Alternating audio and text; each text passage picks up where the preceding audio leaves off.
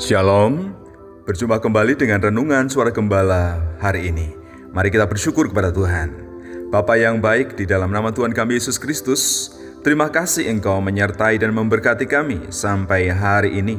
Kekuatan kesehatan Kau limpahkan kepada kami, dan tiba saatnya kami akan kembali duduk diam, mendengarkan dan merenungkan firman Tuhan. Berbicaralah Tuhan, karena kami siap mendengar. Dalam nama Tuhan Yesus Kristus, haleluya, amin. Tema firman Tuhan yang kita renungkan saat ini adalah anugerah dalam Kristus, dari surat Efesus pasal yang kedua, ayat yang keempat sampai ayatnya yang keenam. Demikianlah bunyi firman Tuhan. Sebab di dalam Dia Allah telah memilih kita sebelum dunia dijadikan, supaya kita kudus dan tak bercacat di hadapannya.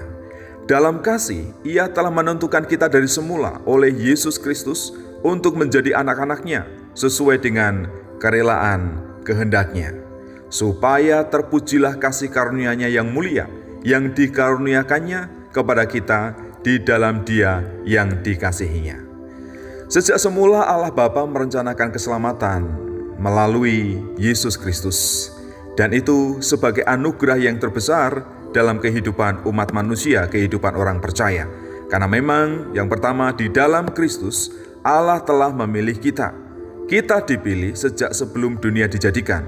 Jadi jangan ada seorang pun yang meninggikan diri dan menyombongkan diri. Kita dipilih bukan karena keistimewaan kita, bukan karena kehebatan kita, bukan karena potensi-potensi yang ada pada kita, tetapi semua karena anugerah Tuhan, supaya kita kudus dan tak bercacat di hadapan Allah. Jadi sebenarnya kita diciptakan sejak semula itu dalam kondisi suci, kudus, dan Allah menghendaki kita bertahan dalam keadaan yang demikian. Namun manusia gagal dan jatuh di dalam dosa.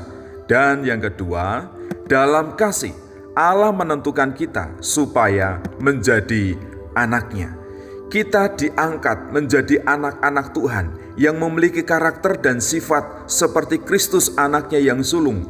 Mari kita meneladani Tuhan Yesus Kristus dengan seluruh sifat, karakter, perasaan, pikiran yang ada padanya, yang walaupun dalam rupa Allah, Ia tidak mempertahankan hakikatnya sebagai Allah, tetapi mengambil rupa seorang hamba dan menjadi manusia dan melayani manusia.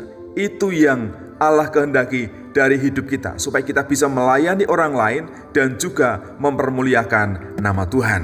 Kemudian yang ketiga, mengapa Allah memilih kita dan menentukan kita menjadi anak-anaknya? Supaya kita memuji kemuliaan namanya. Kasih karunia-Nya sungguh mulia, dan setiap orang percaya punya tanggung jawab, harus memuji namanya, harus menyembah dan meninggikan Dia di dalam hidupnya. Karena kita ada sebagaimana kita ada saat ini, semua hanya karena anugerah Tuhan. Kembalikan semuanya itu untuk memuji, mempermuliakan, dan meninggikan nama Tuhan melalui setiap tindakan, perbuatan dalam hidup kita. Biarlah semuanya mendatangkan hormat dan kemuliaan bagi nama Tuhan. Jadi apa yang perlu kita lakukan? Bersyukurlah karena kita menjadi umat pilihan Tuhan, dan bersikaplah sebagai anak Tuhan dalam kasih, sifat, dan karakter seperti Tuhan Yesus Kristus. Selain itu, dalam segenap hidupmu, pujilah Tuhan senantiasa melalui perkataan, perbuatan, dan tingkah lakumu. Biarlah nama Tuhan ditinggikan. Jangan sampai kita menjadi batu sandungan bagi orang lain.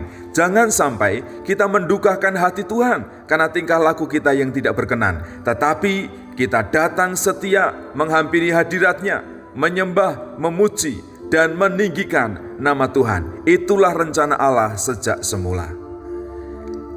Sejak semula Allah telah memilih dan mengangkat kita menjadi anak-anak-Nya, supaya kita memuji kemuliaan-Nya.